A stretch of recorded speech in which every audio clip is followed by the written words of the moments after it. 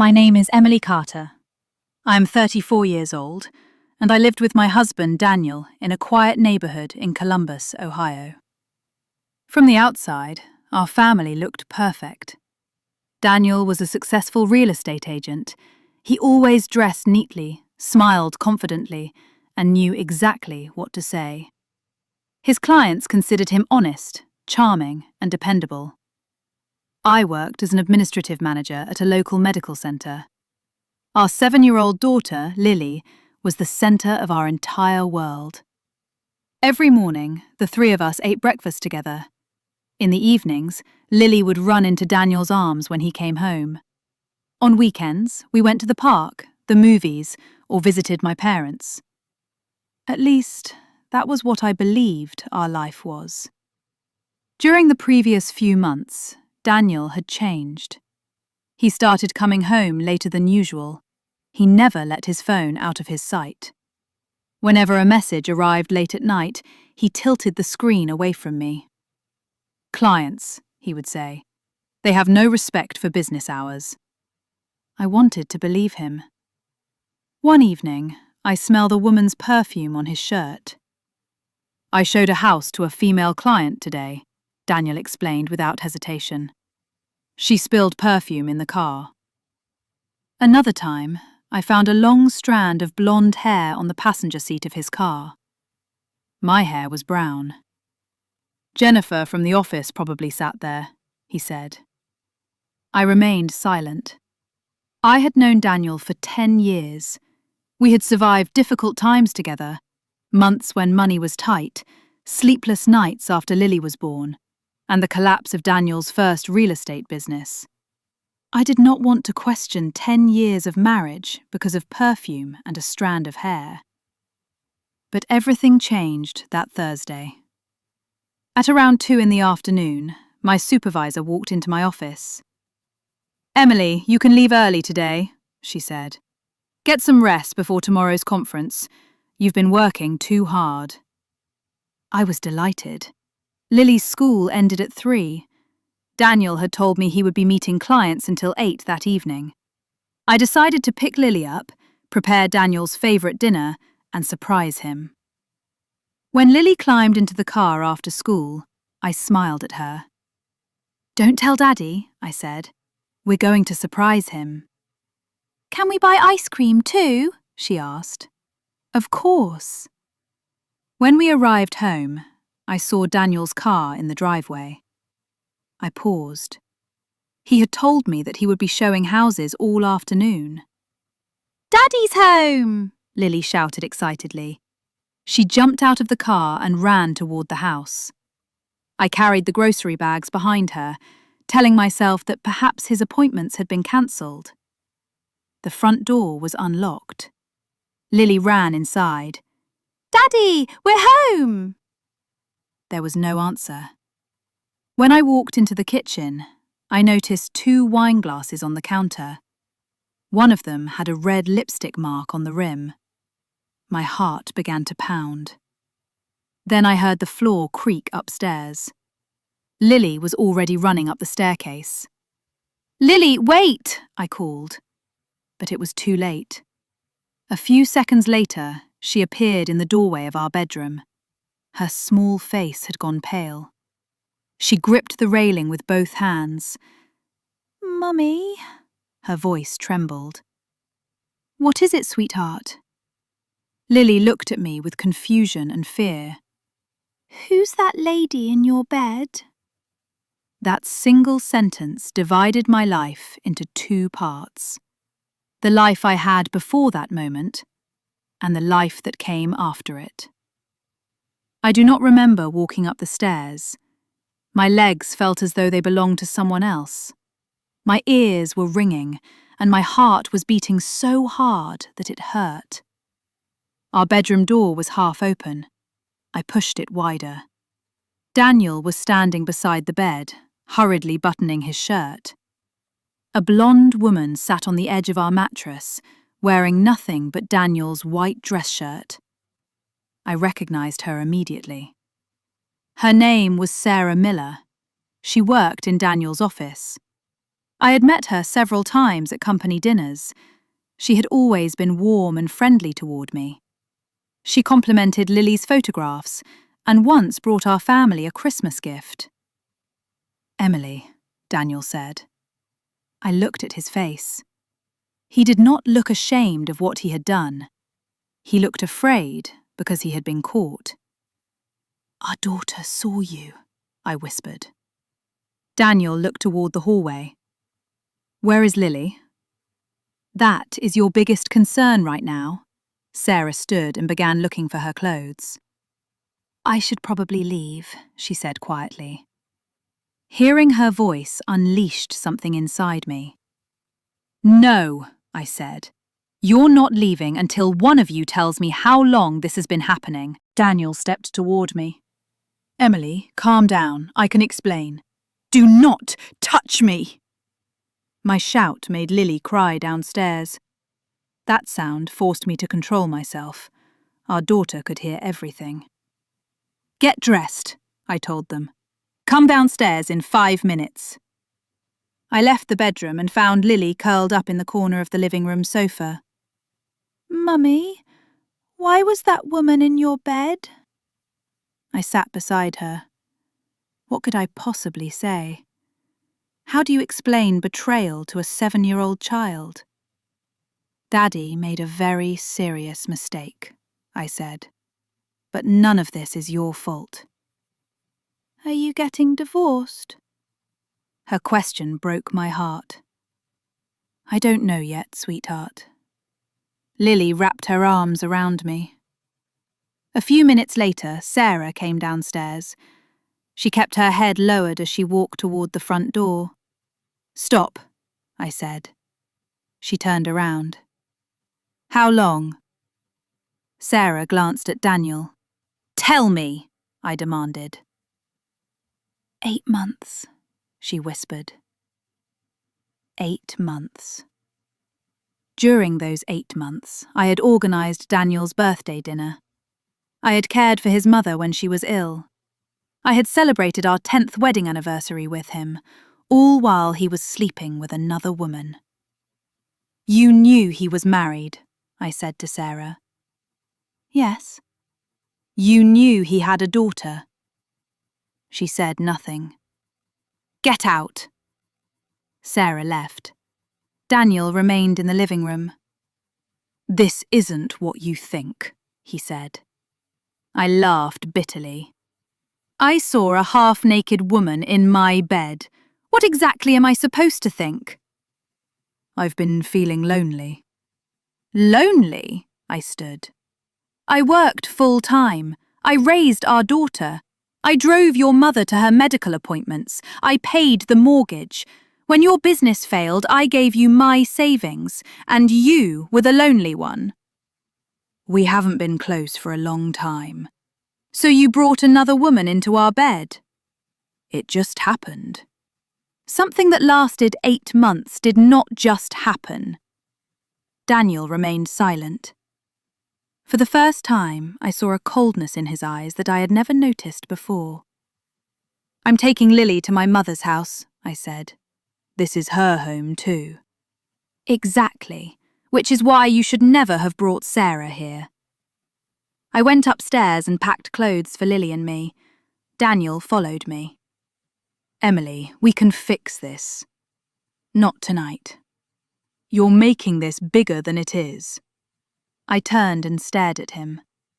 "Our daughter found your mistress in our bed.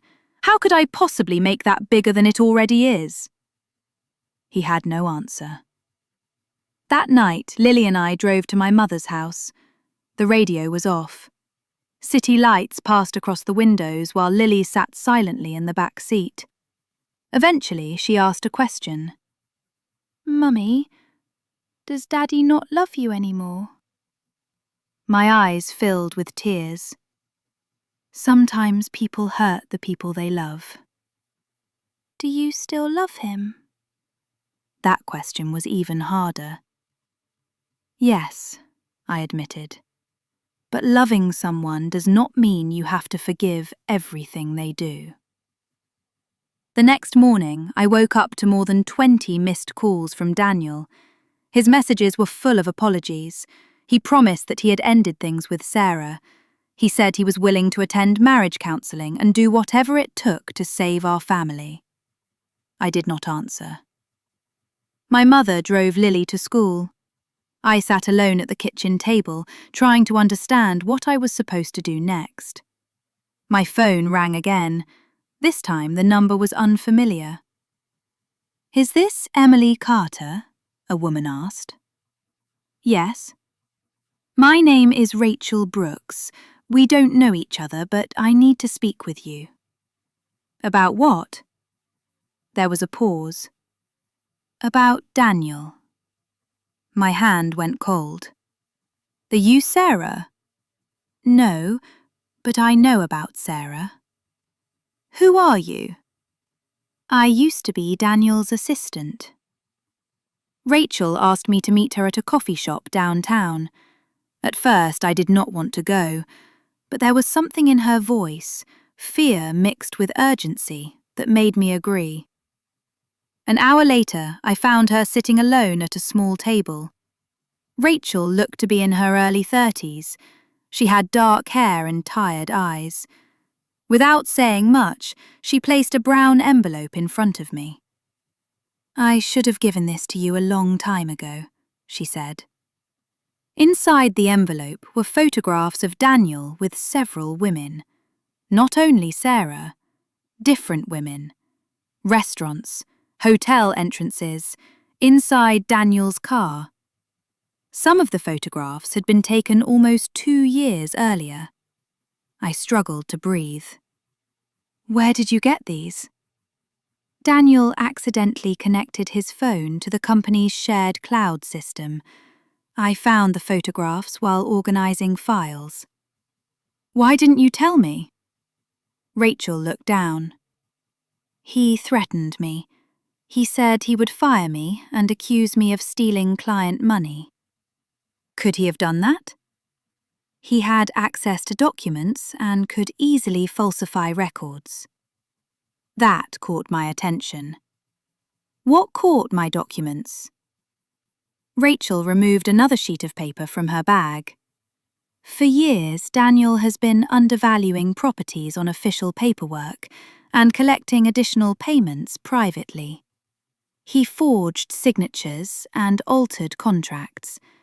When I refused to participate, he fired me." My head began to spin. My husband might not only be a cheater, he might also be a criminal. "Why didn't you go to the police?" "I was afraid I didn't have enough evidence, but one of his former clients contacted me recently. They have questions too." Rachel pushed the envelope toward me. "Emily, I think you need to protect more than your marriage. You need to protect your finances." That same day, I called an attorney. His name was Mark Henderson. He was calm, experienced, and direct. "The first thing we need to do is examine your joint accounts," he said. "We need to know whether there have been any unusual transfers." I logged into our online banking account. I had not studied the statements carefully for months. Most of our bills were paid automatically. Mark and I reviewed 2 years of transactions. That was when I discovered another truth. Daniel had been withdrawing money from our savings account little by little. More than $120,000 was gone. "Where did this money go?" Mark asked. "I don't know." Then we checked my credit report. There were 2 loans in my name. Both loan applications had been electronically signed, but I had never applied for either of them. "He forged my signature," I whispered. Mark's expression became serious. "This is no longer only a divorce case, Emily. This is financial fraud." At that exact moment, a message from Daniel appeared on my screen. "Come home tonight. Let's talk for Lily's sake. We can still be a family." I stared at the message. A day earlier, those words might have given me hope. Now, I saw a lie behind every sentence. Despite my attorney's concerns, I agreed to meet Daniel at the house, but I did not go alone. Mark waited outside in his car, and I turned on the voice recorder on my phone before entering. Daniel sat at the kitchen table. Flowers and one of our wedding photographs had been placed in front of him. "Thank you for coming," he said. "Lily is with my mother." He nodded. "I'm sorry, Emily. I truly am." "Did you end things with Sarah?" "Yes, immediately." "What about the other women?" His expression changed. "What are you talking about?" I removed one photograph from the envelope and placed it on the table. Daniel was standing outside a hotel with his arm around a woman in a red dress. "Who is she?" Daniel stared at the picture. "Did you talk to Rachel?" His voice contained anger, not fear. "So the photographs are real?" "Rachel is unstable. She has hated me since I fired her." "Why did you take out loans in my name?" Daniel stood. "They were for the business. It was temporary." "You did it without my permission." "It was our money anyway." "Forging my signature is not a shared financial decision." He turned toward the window. "You don't understand. The market has been difficult. Several deals collapsed. I needed money." "Where is the $120,000 from our savings account?" "I invested it." "In what?" He did not answer. "Did you buy Sarah an apartment?" Daniel's face went pale. I had only been guessing. His reaction gave me the answer. "Oh my God." "Emily, listen. You bought your mistress an apartment with our family's money." "It was a property investment. It would have made money for us eventually." "For us? Do you mean you and Sarah?" Daniel slammed his fist on the table. "I did everything for this family." "Which family? Lily and me? Or the women you had in every part of the city?" He stepped closer. "You cannot file for divorce." "Why?" "Because we will lose everything." "No, Daniel, you are going to lose everything." His eyes turned cold. "Take a closer look at the house documents, Emily." "What does that mean?" "This house is not as secure as you think." He gave me a small smile. "I used it as collateral 3 months ago." My body froze. "You did what?" "I needed capital." "You cannot use our marital home as collateral without my consent." "You signed the documents." Daniel opened a drawer and placed several papers on the counter. My name appeared at the bottom of the final page. The signature looked almost exactly like mine, but I had never signed it. "You are going to prison," I said. Daniel laughed. "You cannot prove anything." He moved closer. "So be smart. Come home. Don't report this. We continue living normally in public, and our Phil fix everything." That was when I finally understood why he wanted me back. It was not because he loved me. He needed my silence. "You think I'm afraid of you?" I asked. "No. But you don't want Lily to become homeless, do you?" He was using our daughter to control me. I walked toward the front door, keeping the recorder running. "Where are you going?" "To protect my daughter." "Emily!" I turned one final time. "Yesterday I thought you had destroyed our marriage. Now I realize you killed it years ago." I left the house. Only after getting into Mark's car did I notice that my hands were shaking. Mark listened to the recording. "He indirectly admitted to several crimes," he said. "We're giving this to the investigators." "Will we lose the house?" I can't promise anything, but if your signature is proven to be forged, the collateral agreement may be invalid. I stared through the window at my home. For 10 years it had represented safety and love.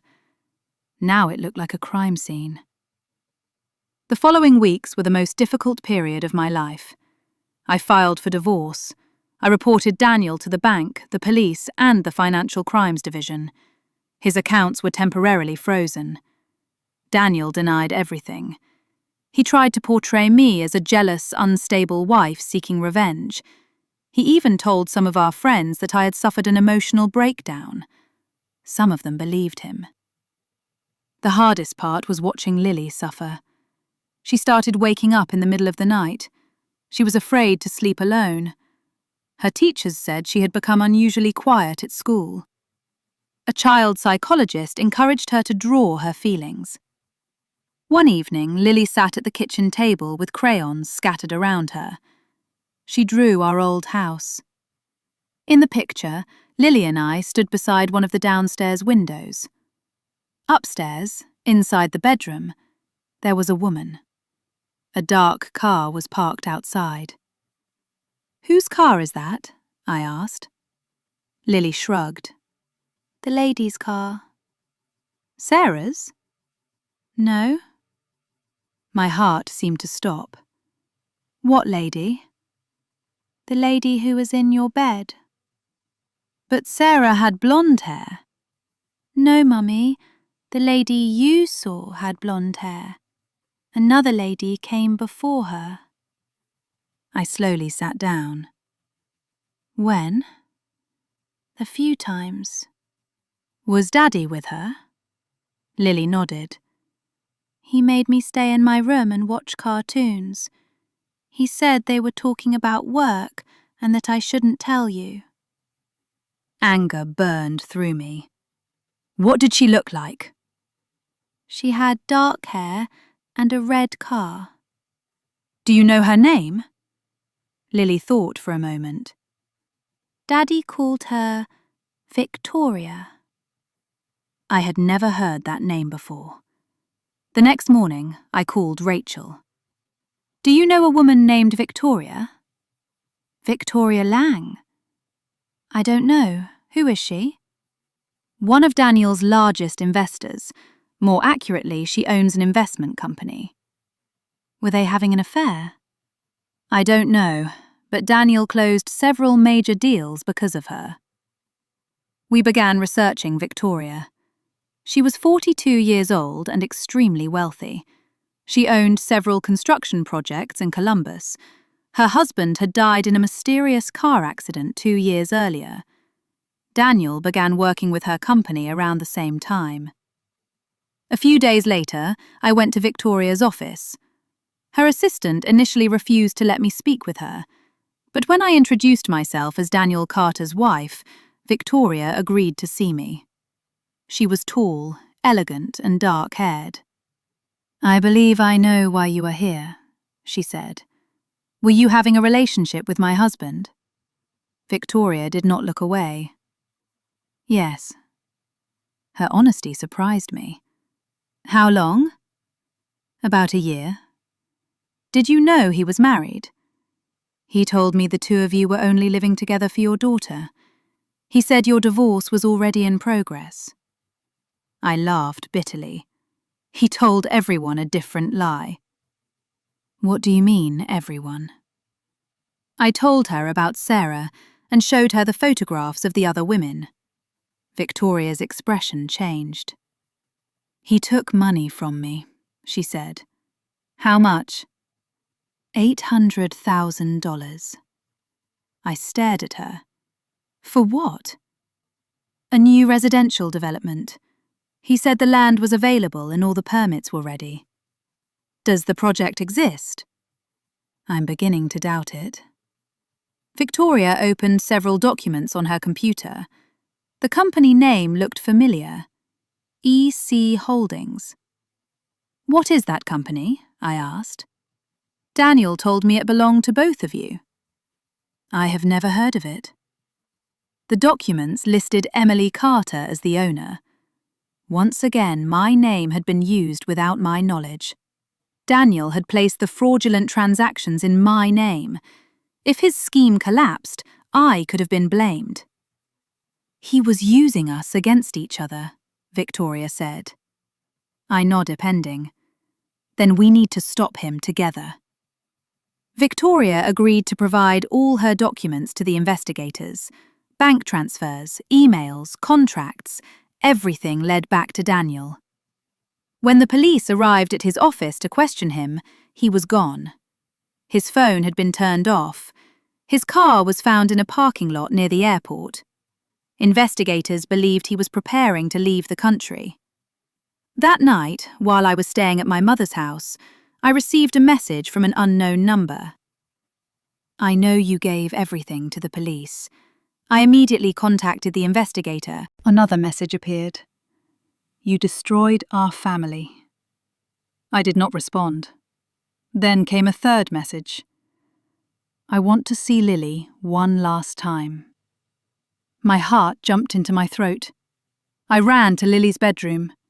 She was asleep. Police officers were sent to watch my mother's house. The next day, we learnt that Daniel had tried to take Lily from school. He had arrived claiming that he needed to pick up his daughter early. Fortunately, the school had already received the temporary court order preventing him from taking her. The staff called the police. Daniel left before the officers arrived. Lily did not know what had happened. I did not want her to live in fear. But that evening, she asked me a question. Is Daddy a bad person? I thought carefully before answering. Your father has done very bad things. But he's still my daddy. Yes, sweetheart. Does that mean I'm bad too? My heart broke. I pulled her into my arms. No, never think that. The choices a parent makes do not define their child. You are kind, intelligent, and brave. Am I allowed to miss him? Of course. Even though he hurt you? Yes. Missing someone does not mean that you approve of what they did. Lily cried quietly. That night, after she fell asleep, I cried too. I had not only lost my husband, my daughter had lost the sense of safety that every child deserved. Several days later, the police searched Daniel's brother Michael's house. Michael denied knowing where Daniel was, but investigators traced Daniel's calls to a small motel in Indiana. When officers arrived, they found a fake passport, cash, and a plane ticket to Mexico. Daniel did not resist arrest. After he was taken into custody, his lawyer said that he wanted to speak with me. I refused. A week later, a letter arrived from jail. Emily, I made mistakes, but I am not a monster. I was afraid of losing everything. If you forgive me, I can find a way to return the money. Please don't tell Lily that you were the reason her father went to prison. After reading the final sentence, I wanted to tear the letter apart. He was still trying to blame me. I had not sent him to prison. His own choices had. The trial began 6 months later. Daniel was charged with fraud, identity theft, forgery, and stealing money from investors. In court, he wore a perfectly tailored suit. His hair was neatly styled, and his expression was controlled. Anyone seeing him for the first time might have mistaken him for a respected businessman. His attorney tried to blame everything on me. Is Emily Carter not the legal owner of EC Holdings? He asked. According to the documents, yes, but I did not know the company existed. The signatures resemble yours. They were forged. Did you leave the family's financial matters entirely to your husband? Yes. Then isn't it possible that you signed documents without reading them? No. His attorney placed several printed emails on the table. These messages were sent from your email account.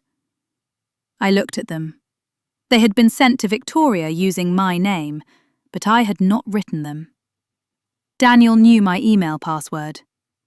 Can you prove that?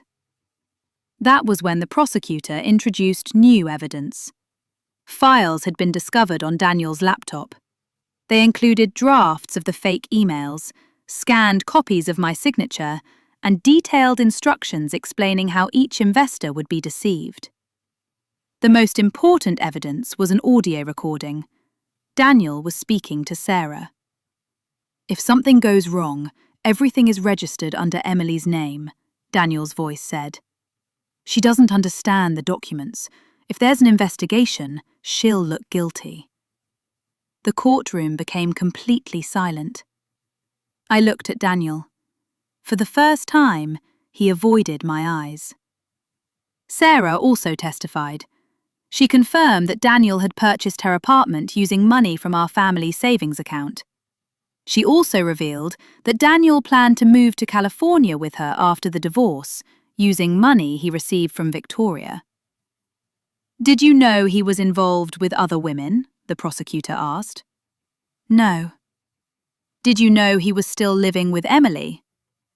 Sarah wiped away tears. Yes. Watching her cry did not fill me with the anger I had felt before. She had made her own choices. But Daniel had used her weaknesses too. On the final day of the trial, Daniel asked for permission to speak. I loved my family, he said. I was under enormous financial pressure and made several bad decisions. Instead of supporting me, my wife turned against me. I was not surprised. He still viewed himself as the victim. The judge looked directly at him. Mr. Carter, you did not make one mistake. You lied systematically for years. You used your wife's identity and were prepared to let her go to prison for your crimes. You used your child as a weapon to control her mother. These were not accidents. They were deliberate choices. Daniel was sentenced to 11 years in prison. As the sentence was announced, he turned toward me. His face showed a mixture of anger and fear. I felt nothing. Once, the sight of him had made my heart race. Now he looked like a stranger. It took another year to resolve the financial consequences of Daniel's crimes. The fraudulent loans were removed from my record. The agreement that used our house as collateral was declared invalid.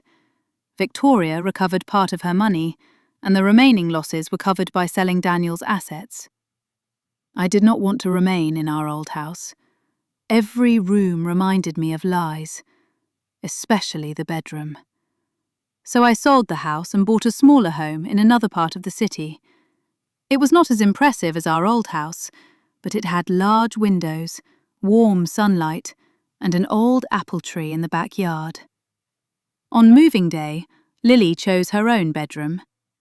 I like this one, she said. I can see the tree from the window. We painted the walls light blue and attached glowing stars to the ceiling. One evening, while unpacking boxes, I found an old family photograph. Daniel, Lily, and I were smiling together on a beach. Lily studied the picture. Was Daddy a good person in this photograph? At that moment, we were happy, I said. Should we throw it away? I thought for a moment. No, it is part of your life, but we don't have to hang it on the wall. Lily placed the photograph back inside the box. I want us to take new pictures. So do I. Several months later, Lily's school held a family day. Each child had to read a short essay about their family. I sat in the back row while Lily stepped onto the stage. My family used to have 3 people, she began. Now I spend most of my time with my mother and grandmother. Sometimes families change, but a changed family is not a bad family. Her voice trembled slightly. My mother is very brave. She told the truth even when she was afraid. She taught me that loving someone does not mean forgetting yourself. Tears filled my eyes. My family is not perfect, but I am no longer afraid in my own home. The audience applauded. At that moment, I finally understood what everything had meant. After discovering Daniel's betrayal, I had believed I was the one who had lost. I thought he had stolen my family, my home, my money, and my future. But he had not been able to take away the most important thing: my right to choose myself again. 3 years have passed. Lily is 10 years old now. She loves drawing and has joined her school's theatre club. I still work at the medical centre. I also volunteer for a local organisation that helps women affected by financial and emotional abuse. Many women arrive with stories similar to mine. Some discover affairs. Others discover secret loans, hidden debts, and forged signatures. But nearly all of them say the same thing: I never knew he was capable of this. Neither did I. Or perhaps I did not want to know. When you love someone, it is easy to ignore warning signs.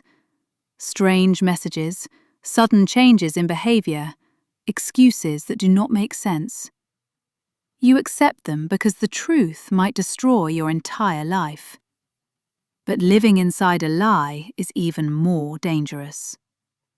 Daniel sent several letters from prison. At first, he apologised. Later, he blamed me.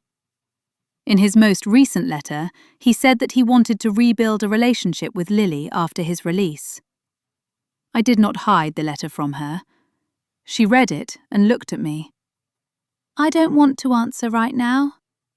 That is your decision, I said. Can I change my mind later? Of course. I never wanted to teach her to hate her father, but I wanted her to understand that forgiveness and trust were not the same thing. Sometimes forgiveness does not mean allowing someone back into your life. Sometimes forgiveness means refusing to let what they did control your future. One Saturday morning, Lily and I were shopping for curtains for my bedroom. She held up a yellow set. These are pretty. For a long time, the colour yellow had reminded me of Sarah, that terrible afternoon, and the woman sitting on the edge of my bed. But when I looked at those curtains, all I saw was sunlight. Yes, I said with a smile, they're beautiful. We bought them. At home, Lily helped me hang them. Sunlight passed through the fabric and filled the bedroom with a warm, golden glow. Lily sat on the bed. Mummy, this room is prettier than your old bedroom. I think so too. Is it because there are no bad memories here? I wrapped my arms around her. No, sweetheart. It is because we chose this room ourselves. That day, I finally understood something. The question that changed my life. Mummy, who's that lady in your bed? Was not the end of my family. It was the end of a life built on lies, and the beginning of our real life.